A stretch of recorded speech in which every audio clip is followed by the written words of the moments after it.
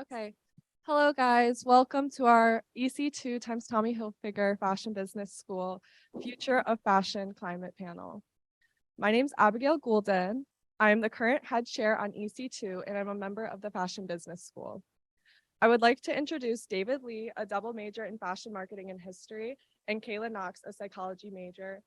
And our panelists today are Tommy Hilfiger, designer and founder of the brand Tommy Hilfiger. Since launching his namesake brand in 1985, Tommy Hilfiger has become a globally renowned pioneer of the classic American cool style. Inspired by iconic pop culture and Americana heritage, the designer and his brand are driven by an ever-optimistic vision to break conventions and celebrate individuality. Today, under Hilfiger's guidance and vision and leadership as principal designer, Tommy Hilfiger is one of the world's most recognized brands and shares its inclusive and youthful spirit with consumers worldwide. Our next panelist is Pamela Kimball, the Vice President of Venus Fashion. Vice President Kimball currently is responsible for product development, global sourcing, supply chain, and logistics operations. Our next panelist is Caitlin White. She is responsible for corporate responsibility and sustainability at the Venus brand. Next, we have Amanda Germano. She also works for Venus as the Responsibility and Communications Manager. The next panelist we have is the co-founder of Fashion Index, Tirsa Parrish. Prior to co-founding Fashion Index, Tirsa dedicated herself to learning and mastering every aspect of product development and the supply chain. She is passionate about sustainability and changing the way our industry moves forward. Next, we have the co-founder of Fashion Index, Marge Pietrera. Marge is inquisitive and passionate about learning. She built her career in production and has worked at companies of all sizes. She co-founded Fashion Index after seeing the disconnect between small to mid-sized businesses and the companies that she wanted to work with. Next, we have Xochil Herrera Scheer, the founder and owner of the Chicago Pattern Maker. Xochil Herrera Scheer is the founder and owner of the Chicago Pattern Maker, which provides product development services, including patterns, technical design, and to brands to access multiple apparel categories. She is very passionate about made in the USA products, ethical sourcing, and manufacturing. The next panelist we have is Laurel Schaeffer, sustainable fashion designer. Laura is a sustainable fashion designer with over 13 years of experience in multiple facets of the apparel industry. She recently graduated from Colorado State University with an MBA in global sustainability and social enterprise, and has since launched a circular fashion venture, remanufacturing used jackets into couture designs. Also joining us virtually is Tommy Hilfiger, the Hilfiger Family Liaison and Tommy Hilfiger Fashion Business School Liaison. We also have Professor Dr. Wolf, Business and Economics Chair and Director of the Tommy Hilfiger Fashion School. Thank you for joining us and enjoy the panel. My first question to you is, many companies are working towards achieving net zero emissions within the fashion industry by 2050. What steps are you taking to help achieve/implement that goal? We are probably 1 decade into studying sustainability and attempting to become more sustainable with all of our products. We've reached many milestones on the journey, but we've got a lot of work to do still. We're really a brand that really wastes nothing and welcomes all. So we're very proud of that. But our future goals are to design in a more circular way, focusing on resale, repair, and upcycling. But also, we would like to work with more companies like the ones we're working with now, like Depop and Rotaro. We're creating more circular products and expanding the use of recycled materials. And we're continuing sustainability through sourcing key materials like cotton. We're investing in new technologies to help reduce the impact. And in 2022, over 70% of our materials have been sustainably sourced. In 2022, also 80% of our denim pieces in Europe and North America were made with a minimum of 20% post-consumer recycled cotton. Great. Thank you. You're welcome. Like to touch on how their business is trying to reach net zero emissions? Well, we're working toward it. I think it's a long way away, because due to the fact that the organic cotton is sometimes difficult to source, and the recycled cotton is reused, but it's not plentiful. It's a difficult journey, but we're doing all we can to get to that point. It was fantastic. The larger companies definitely have a lot of pull and negotiating power with the who's growing the cotton, who's making the manufacturing, and all of those things to really impact a larger percentage of the industry. But it's a long-term vision, right? We need to change the way that we do things as a larger community, which means making mindset changes, and that takes time. And it takes investment. And when we're all trying to make margins and make profit, it's a negotiating balance across the industry of how we do it and how efficient and how long it's going to take us to make those shifts. It can't happen overnight, although we all wish it could. So as he said, it's a long-term vision. It's something that everybody's doing, but by educating people and informing people and being passionate about it, and sticking to our guns, if you will, that's how we're going to get there. We're not going to get there by wishing and hoping, but actually breaking it down and coming up with plans and establishing actionable items, and then following through and holding ourselves accountable and sharing that information out to inspire others. And by sharing what's out there and what's coming up in all of the industry science that's going behind improving things and processes and products, that's how we're going to get there. And hopefully we can. I mean, that's what we all want. Yep. To that point, I feel like collaborating with your supply chain is very important. Putting things as close together as possible so that your cut and sew is maybe near your dye house, is also near where your fabric or textile mill is located, so that you reduce the amount of movement and shipping that the goods have to make across multiple aspects of the supply chain.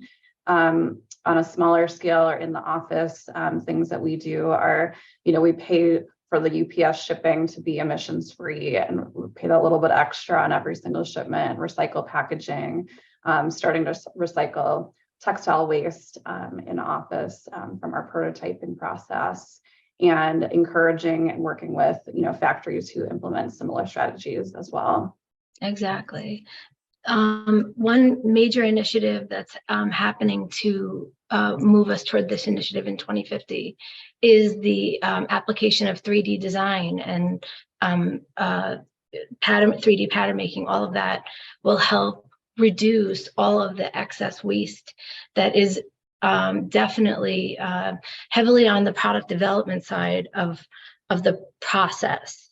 When you're having to create a line with, let's say, 100 styles, if you can be designing it in 3D and getting it to the end stages of design and adoption in a 3D design environment, then you're only prototyping at the end of your process, and you're saving significant money in sampling costs, in labor costs. The worst offender is transportation. I mean, transportation, it's the cost and it's the emissions, like, in the transportation of it. And then there's also the waste in not needing the samples, because now you're going into bulk production. So that's a major way to move toward the emissions free by 2050. So these are all big ways, and all of them are being implemented right now, which is exciting.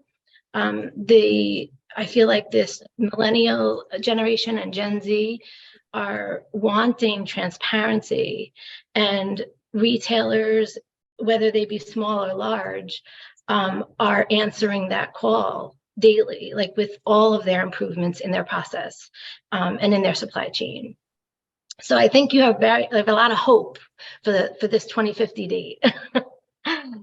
Yeah, I think it's important to look at both short-term and long-term goals, as others have said. So for us, from a short-term perspective, we're looking at what we can do internally. So at our headquarters, we installed over 2,000 solar panels to help with our energy consumption. We're looking at, also mentioned, transportation for our consumers. So what can we do to provide more eco-friendly shipping options? And we're partnering with UPS on that, and then UPS climate neutral program. And then also looking at what we can do internally from our warehouse, LED lighting, how can we adjust HVAC systems, and making sure that we can reduce as much as we can possibly, and then kind of looking at the offsets as a second option. Mm-hmm. I think it's important too to really key in on metrics and measurable data. And to this end, there's been a lot of great work with coalitions, the Sustainable Apparel Coalition for one, which is responsible for the Higg Index, which measures a lot of greenhouse gas emissions, social and labor issues, because if you don't have the data, you don't know what kind of progress is being made, and you don't know where you ultimately want to end up. So data, science-based targets are really key in reaching these goals and having measurable goals along the way, because as we've all said, it would be great to do this right now, but it is going to take a long-term effort on the part of everyone, and data and science are going to be a huge part of what gets us there. Yeah. Thank you. Those are super informative. A follow-up question to that is, what tools and materials do you need in order to aid that goal in reaching that 2050 sustainable or full sustainable? It's open to anybody. I would go back to what Marge was saying, that the 3D is key. I mean, technology is, there's so much technology around right now that we can pull from, and the supply chain isn't what it was decades ago. So companies need to lean into the newest technology. They need to lean in and learn from, and I think that that's important. The more collaborative we are as a fashion industry, I think we're going to be leaps and bounds ahead and doing the right thing for sure. Definitely what you said. I totally agree. And I think it's looking at each step of the process. It's, you know, can we make a percentage of it more local to us? You know, is that a viable solution to help us? You know, and then looking at, you know, and when we do those things, you know, how can we reduce the time between the beginning of the process and the product actually arriving to our customer? Because anybody who's been in the industry for any amount of time leads to change, and no matter what happens, there's going to be change along the process. But if you can get closer to the end point, there's less change that happens because we're more certain about the decisions we're making, and so that leads to less waste, and leads to a lot of efficiencies from that point forward. And, you know, even, you know, there's some companies who now can take an order and make an order and ship it super quick to your customers. So can you integrate some of those manufacturers who can provide those services into what you're doing to really maximize, you know, your processes, as well as, you know, looking at every single material along the way. There's in the industry, and most people don't see it, but there's a poly bag literally that goes on every garment because we want to keep it clean. And what is the solution around there? There are companies out there that are making product that is like plastic, but actually breaks down into basic components that are clean and not harmful, and integrate that into your process. Can you change who you're using currently and integrate that as well as other material options to really improve your standpoint and the direction of your company? Yeah, I mean, that's major, you guys. That's you can't avoid poly bags because it protects the garment. But this technology Tirsa is talking about is called hydropol, and it dissolves in water, in room temperature water, and you could drink the water. I mean, that's how clean it is. So if on a mass level, retailers use this technology, that would be a major step forward for the initiative, for sure. It's just fantastic. But this just goes to show that, you know, I want to let you students know, everyone from every level of this business is taking a look at what they can do to change the process and to make it better. So one thing I just don't like is when people think that we're stuck 15 years ago, like we might have been 15 years ago. The industry has moved forward in leaps and bounds so quickly. I mean, even when you talk about denim, Tommy, I mean, I really, denim was a huge part of my career, and one of the biggest offenders of you know, water pollution is denim factories. Now the denim factories have implemented waterless washing, which is phenomenal. But if you're not pushed to explore these new options, you're not going to get there. But saying that, you don't even know how fantastically forward the business will be by 2050, because right now we're there already, where there's waterless washing to get your denim to look like it used to look when we had to wash it, sand it, you know. It was like the process was crazy. Now it's laser and it's waterless. So there's major advancements being made right now to help achieve all of these goals. So you should be hopeful. I think the 3D design is very important. And we are one of the first companies in the fashion industry to implement 3D design. And we also have digital showrooms. And years back, people would travel miles and miles to come to a showroom to look at the actual garments. But now we have digital showrooms.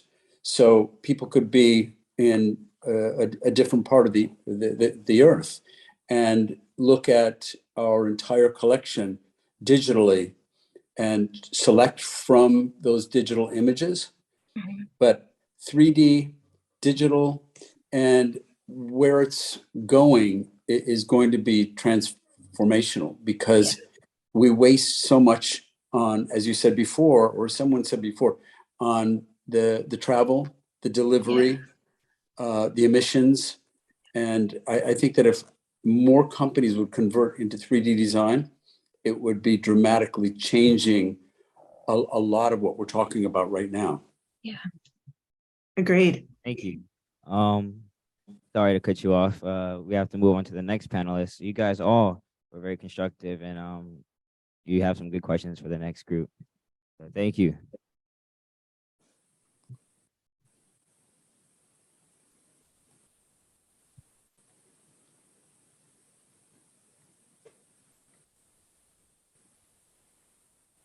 Hello.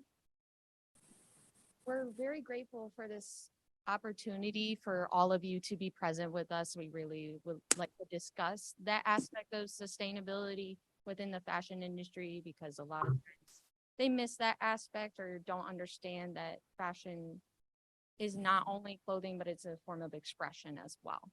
So one of the questions that we'll get into definitely relates to you, all of you personally. My name's Linda Avery. I'm part of the business administration and part of the Tommy Hilfiger Fashion Business School in year 2025, and I'm focusing on fashion marketing. My name is Jasmine Elliott. I'm a freshman here. I am also a part of the business administration major with a concentration in fashion merchandising, and I am in the accelerated route, meaning that I plan to graduate in about 3 years. So our question is, the move towards true sustainability has been a difficulty for all the companies worldwide. What is the biggest challenge you've personally faced?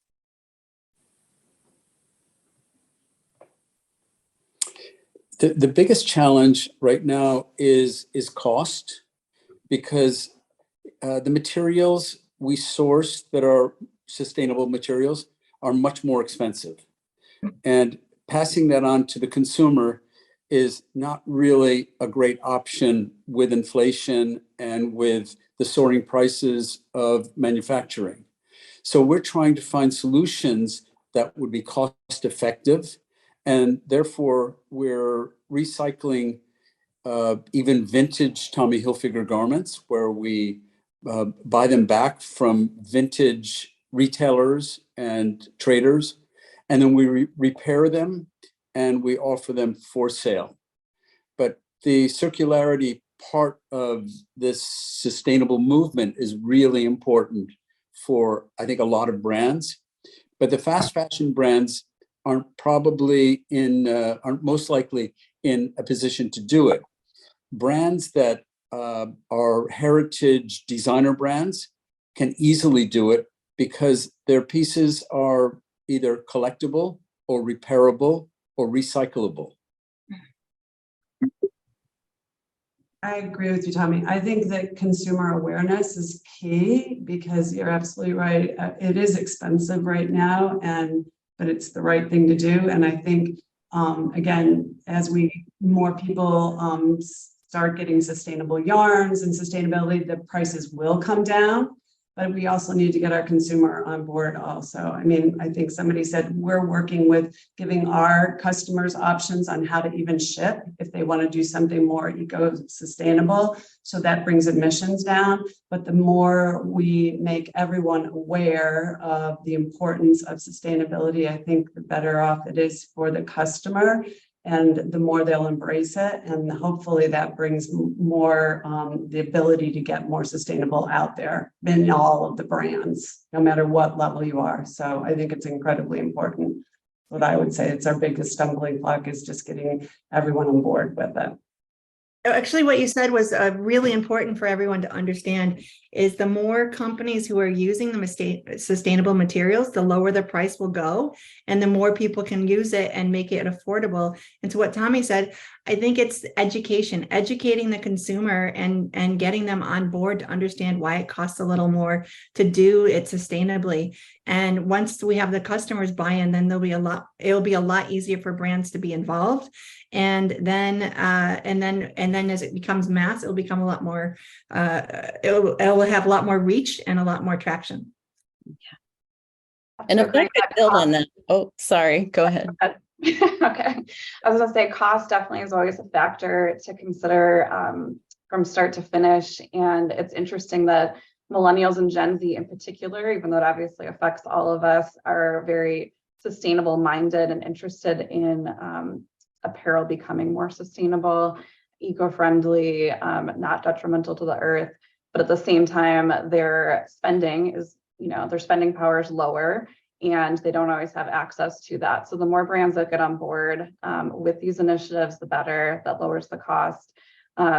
Also, brands, I think, can do better, and the brands that care about this, do better as far as consumer education, why something does cost more, designing it with quality and longevity in mind, so that, like Tommy was saying, you can buy it back from a thrift store or vintage dealer and repair it, that it's actually made to last more than a couple of seasons and fall apart in the wash machine. Like, we have to commit to better quality of materials and construction methods that will allow a garment to have a longer life.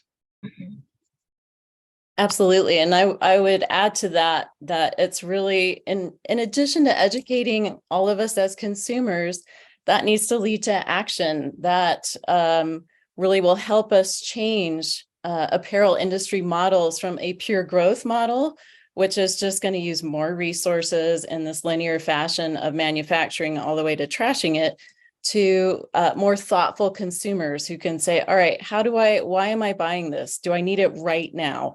Can I reuse it? Can I resell it? Can I give it to a friend? Can it be recycled?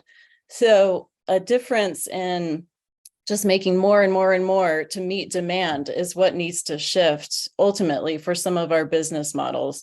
And that's going to take both the consumer and the manufacturer and the brands all working together, because we can't, even as consumers, if we have education about environmental impacts, we still, like, oh, but I need a really cute top for going out tonight. Yes, but there are different ways to find that. So I think it's all of us working together to really change just a pure growth idea and a getting it now idea for consumers is going to make a big difference in the future. Those are all great. Absolutely agree. They were really insightful onto how we can change towards sustainability. We are heading a little bit short on time for this panel. However, I think one person can answer. Jasmine, we do not hear you. Can you hear me now? Yes, Okay, sorry. it's okay. So those are all great answers on how we can lead towards sustainability. We are getting short on time, so I think it'd be great if one person could answer this question. So you guys talked about educating consumers to lead towards sustainability. How would you as a brand be able to educate your own consumers? Well, I might just jump in quickly on that, but I just want to back up for a moment to touch on something that was brought up, and that is that, you know, big companies are the biggest offenders in waste and in creating apparel and other products that are not sustainable. But they could do much, much more, and much, much more not even having to do with apparel or fashion. Our distribution center in the Netherlands is the most powerful solar roof in the world. Mm-hmm. So we invested in that to become more sustainable as a large company, not only from a fabric standpoint or a fashion standpoint, but from an operating standpoint. And 30% of our apparel today is going to be reduced in supply chain emissions by 2030. So we think that overall, if larger companies have a game plan and a strategy, they can be very effective, not only from a fashion standpoint, but I'm sorry I'm taking up everyone else's time on this, but this is an important answer. To educate the consumer, you cannot just put an educational brochure out. You have to do something that is speaking the language of Gen Z and millennials. So we just put Shawn Mendes on tour as a result of the collaboration we did to create a whole sustainable Shawn Mendes, Tommy Hilfiger collection of clothes. And Shawn himself is fanatical about sustainability. So when we heard this and found out he was as excited and motivated as we were, we created a collaboration. So Shawn and I just went to Amsterdam, London, Berlin, and Milan, meeting consumers, doing appearances, but really promoting the sustainability aspect of fashion. He just went to Mexico on his own and was in front of 100,000 people in Mexico City talking about sustainability and fashion. So I think there are other ways to promote sustainability to get the attention of younger people as a result of doing something unique, rather than just putting out maybe an educational video or brochure. Mm-hmm. Agreed. Yeah, that is a great. Yeah, absolutely. We're now going to move on to our next panel. So thank you. Thank you.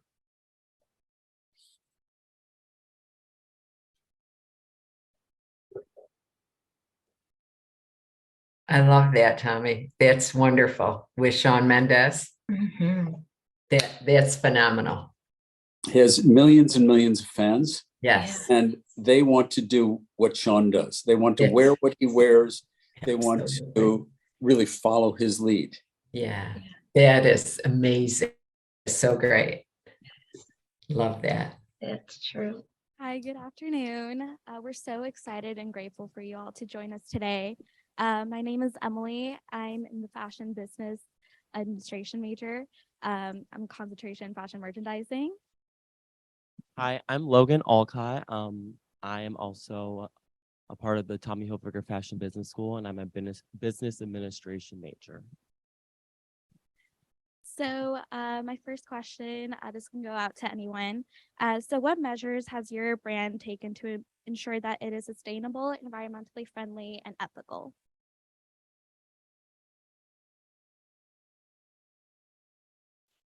So I think from speaking from a Venus side, we are owned by a German company called Otto, and Otto has very much so integrated sustainability and corporate responsibility in its entire cycle within the organization, I would say. So there are about 7 different pillars that we focus on. It's packaging, fibers, digital responsibility, conscious customers, empowered employees, and it's really integrated into the entire organization. It's within our code of ethics, it's in our values. So what we're looking at, it's kind of more recent that we've been on the sustainability journey. So we're really focusing on how do we integrate it first from phase 1 internally, and then we can kind of start on phase 2 from a external perspective for our customers. Supply chain is really important to us, ensuring that there's no forced labor or anything like that. So increasing that transparency, I would say. Caitlin or Pam, feel free to jump in if I missed anything. No, I think transparency is key, especially for my team. We work very hard all the way through our supply chain to understand where our raw materials are coming from. We measure, we document everything. So I think somebody said this earlier, how are you measuring? It's very critical for us to make sure that year over year, we look at how much preferred fibers we're using, what we're using sustainably in our product, and that our factory partners globally and our mills are following those same regulations and rules. And we make very sure that those are the people that we want to do business with. So it's been a journey, as Amanda said, but we're really making strides and it's great to see. And to kind of go off of what Pam is saying, we've really built a strong relationship with our partners to be able to dig deeper into our supply chain to really identify facilities that we might have otherwise not have known about. And in building those relationships, we're able to understand environmental and social risks so that we can understand that those working conditions and potentially implement measures and solutions that can improve working conditions. And if I could jump in on the end for my business, as opposed to what some of these other brands are doing, I'm working at the other end of life of materials. So I am taking what already exists, finding those and seeing how they can be remade or recycled, repurposed, to try and tackle the really enormous issue of textile waste.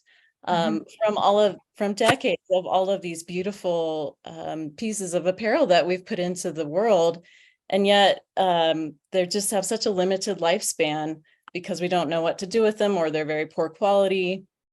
So really that's the focus of my venture Viv, in upcycling some of these very high quality used pieces into new designs.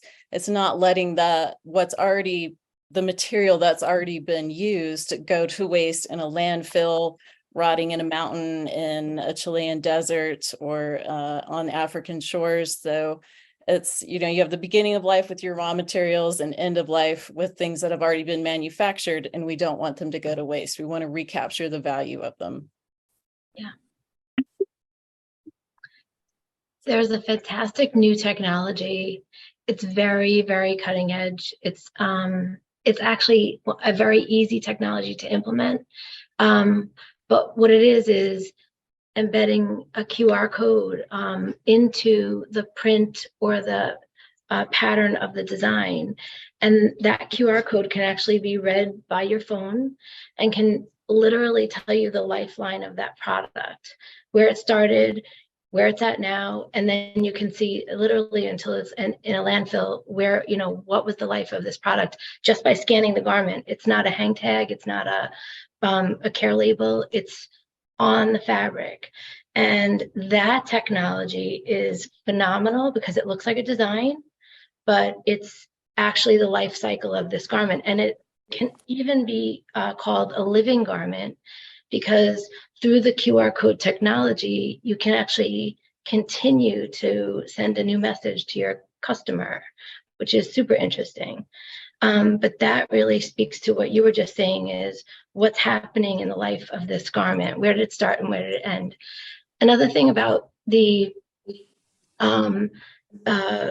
making the customer understand better is garments the natural cost of a garment shouldn't cost what it costs in fast fashion.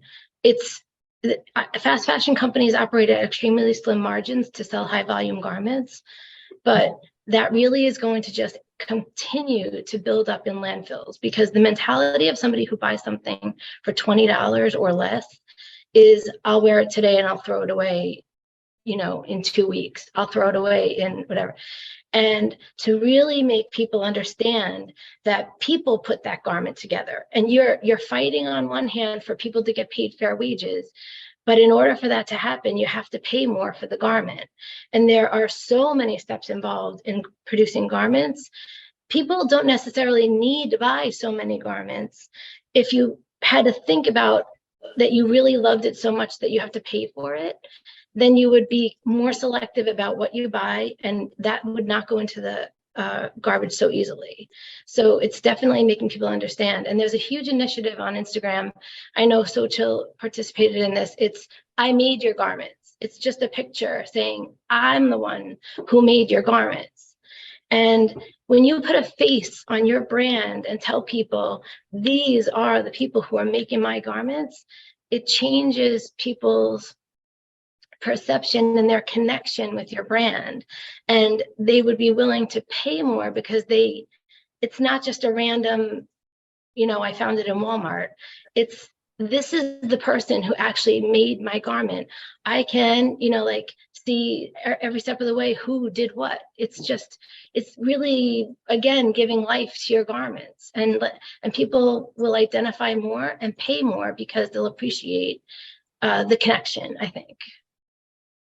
Yeah, on that note, so it's Fashion Revolution is the organization that puts on the Who Made My Clothes campaign.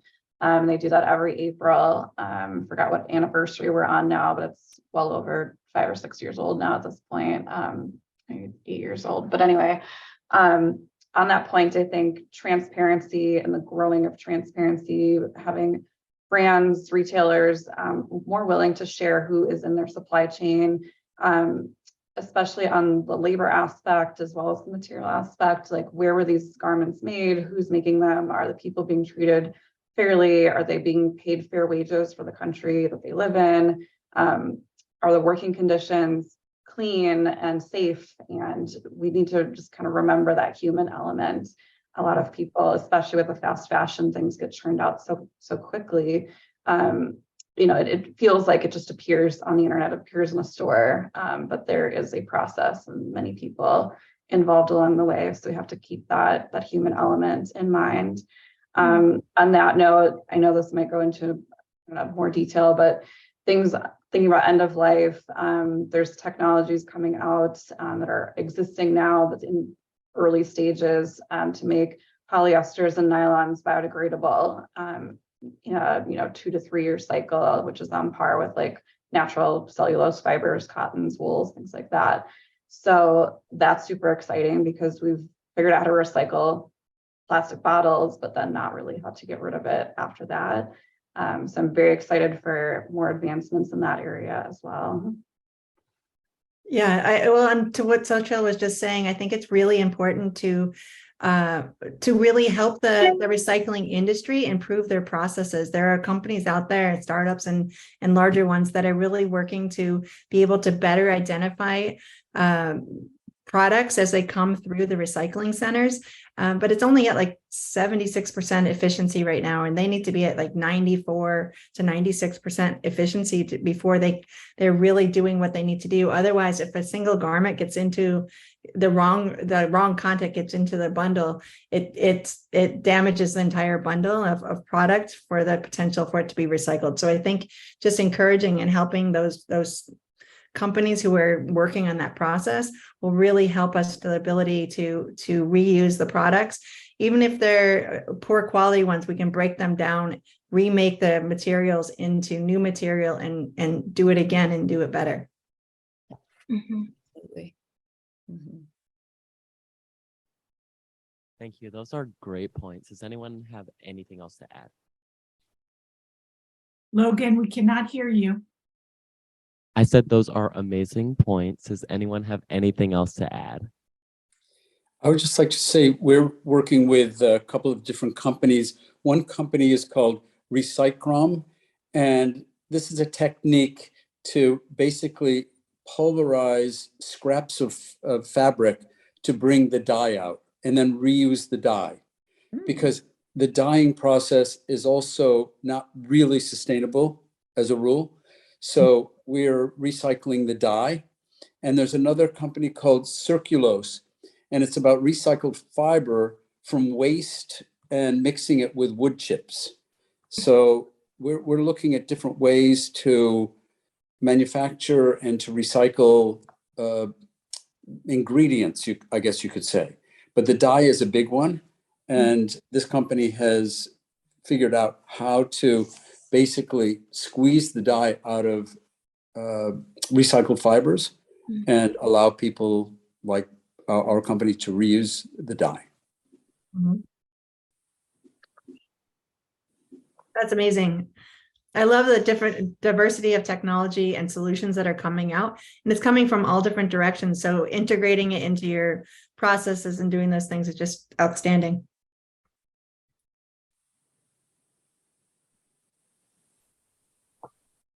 Okay, thank you. Does anyone have anything else they would like to add? Okay, we're going to be moving on to our next panelist. Thank you. Thank you. Yeah. Thank you.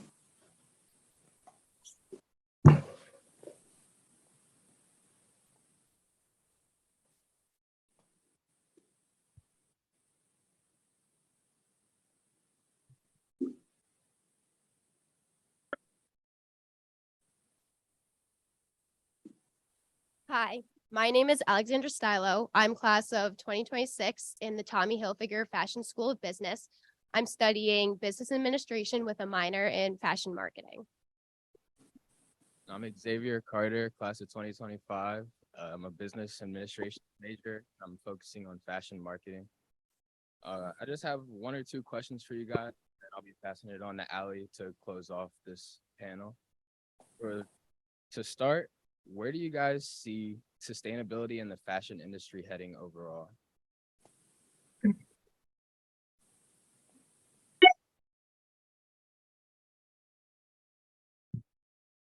Xavier, if you could say it one more time, really out loud. Our mic in the room is a little faint. Thank you. It's all good. Can you hear me? Can you hear me? Yes. Yes. I'm Xavier Carter, class of 2025. I'm a business administration major with a focus on fashion marketing, sorry. I just have one or two questions, and then I'll be handing it over to Allie to finish up in the panel. First question is, where do you see sustainability in the fashion industry heading overall?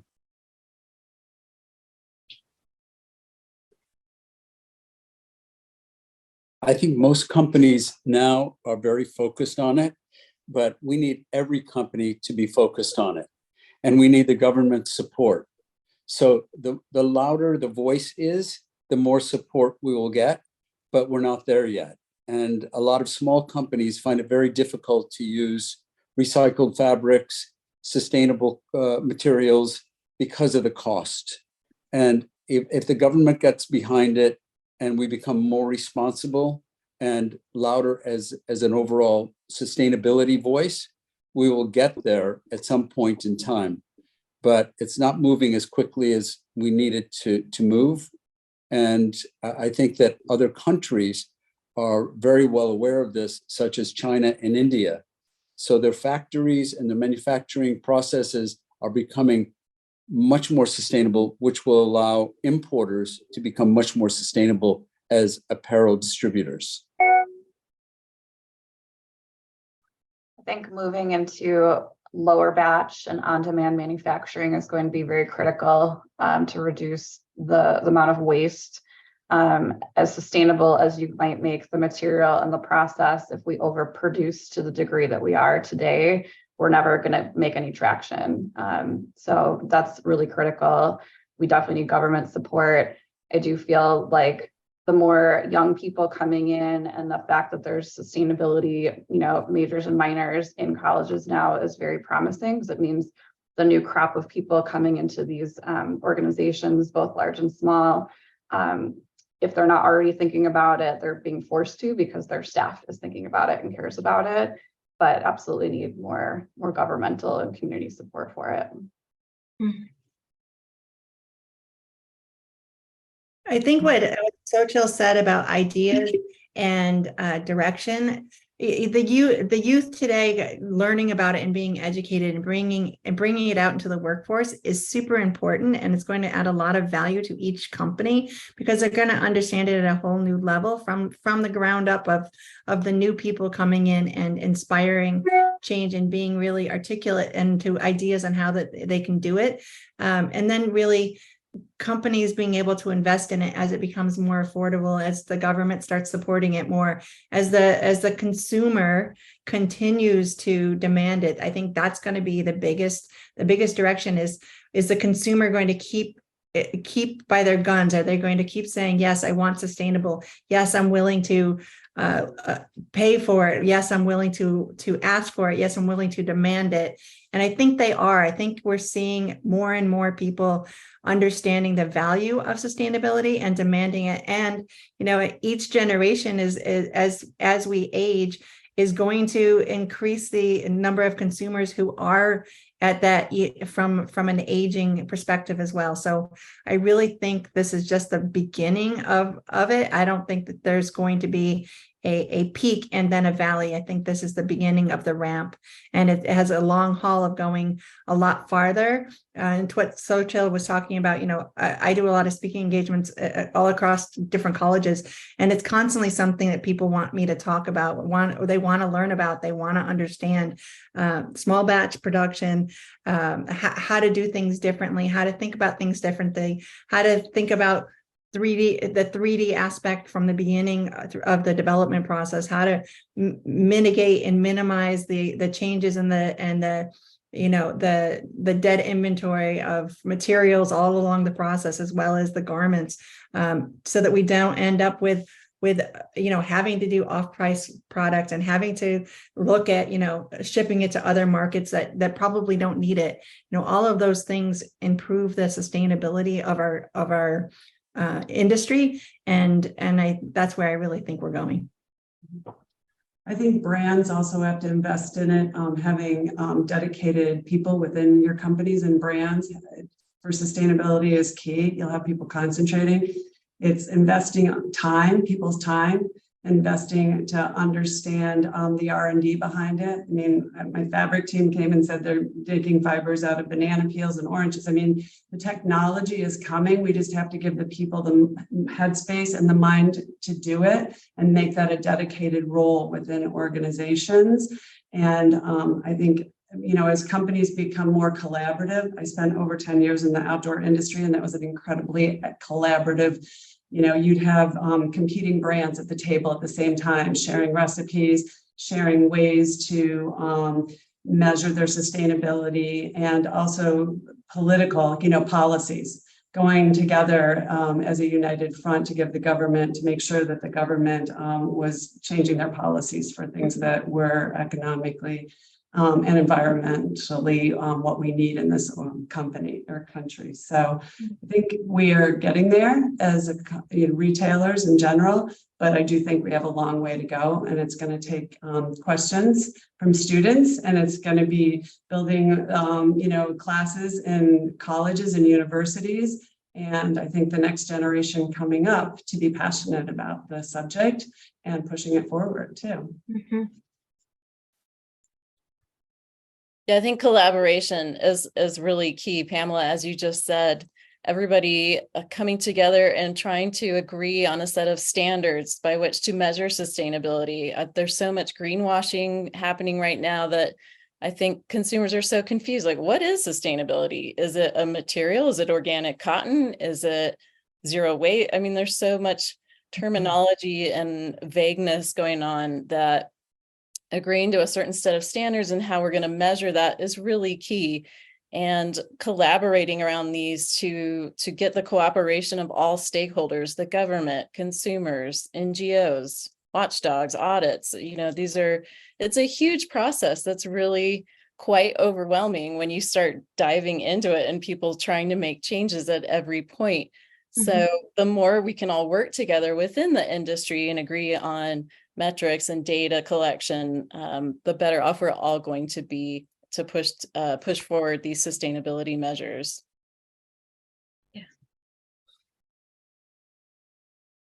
Excuse me, everyone. I have to sign off now.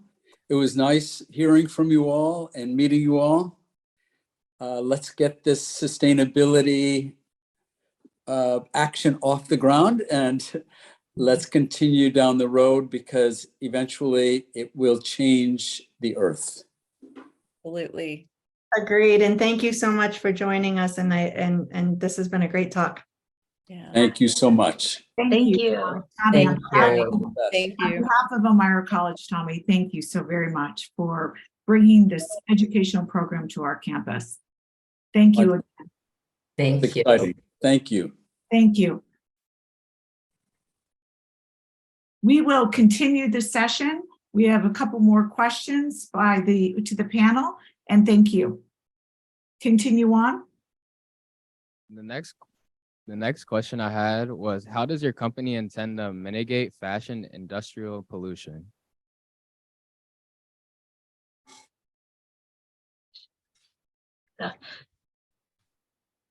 You're saying industrial pollution, did you say?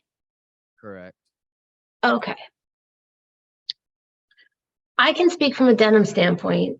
A lot is being done with regard to reducing any kind of environmental damage. It's just the industry with regard to like the denim silo industry has grown in leaps and bounds. So that's a great thing. Environmentally also, I think a big initiative, I think one of the next biggest offenders is transportation. It's just, it's unavoidable in a way, and but it is one of the biggest offenders. So figuring out a way to, at the best case scenario, boat your garments versus airing them. But even better than that is local production. Keeping it local to you, you're supporting local tradespeople, you're supporting local artists, local designers, local technical people like Xochil. Like, you're keeping it local, and that's definitely going to be a major impact on reducing any kind of environmental impact that you might be having. If you're saying to yourself, I don't want to be one of those offenders, like contributing to, the fast fashion problem, then you as a consumer should be really gauging your purchases. How am I purchasing? Because it's almost like you can't like talk about it and then take actions where you're not doing it. If you really are passionate about not impacting the environment with whatever your purchases are, then look at where your garments are made. If they cost a little bit more, that's the impact of supporting your local businesses.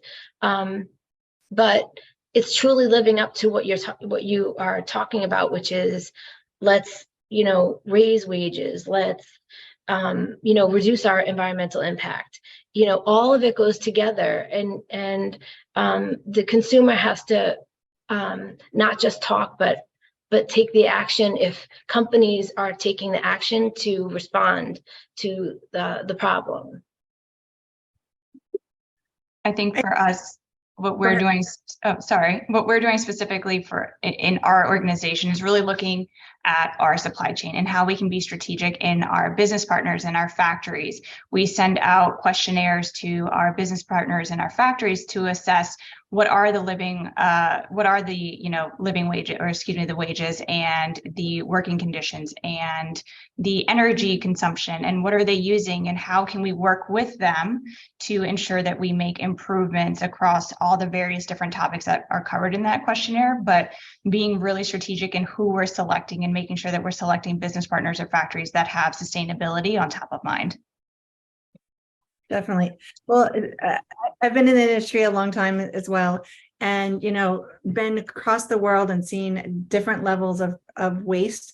I think the trend is, really evaluating your supply chains and understanding who's doing more of a closed loop system, who is really being environmentally conscious, who is, putting in solar panels, who is, addressing it from their supply chain all the way up to become part of your supply chain, and really partnering with the companies who are doing it in a way that is environmentally sound and is moving in a positive direction, who are invested just as much as we are in making a change. And it's not only locally, but it's globally, and understanding the reach from the metal hardware to all through the whole process. Who is doing it in the best way, supporting those companies and invigorating the understanding that we all need to change, and each of us is playing a part in the role. Thank you all for your input. It was very informative and nice to see how far the fashion industry has come and how far we will go. So now I want to thank you all for being here today. First, I would like to thank the panelists for their time. We appreciate your knowledge and expertise on the topic. Second, thank you to the audience. We certainly know we learned a lot about sustainable fashion today. Thank you everyone who made today possible, and to our moderators. We all care about sustainable fashion and the evolving fashion business. I have a reminder that at 12 o'clock tomorrow, we have a Zoom for all students where professionals will discuss the careers of business in fashion. Thank you again, and we hope to see you tomorrow. Thanks, everyone. Bye. Yeah. Thank you. Thank you.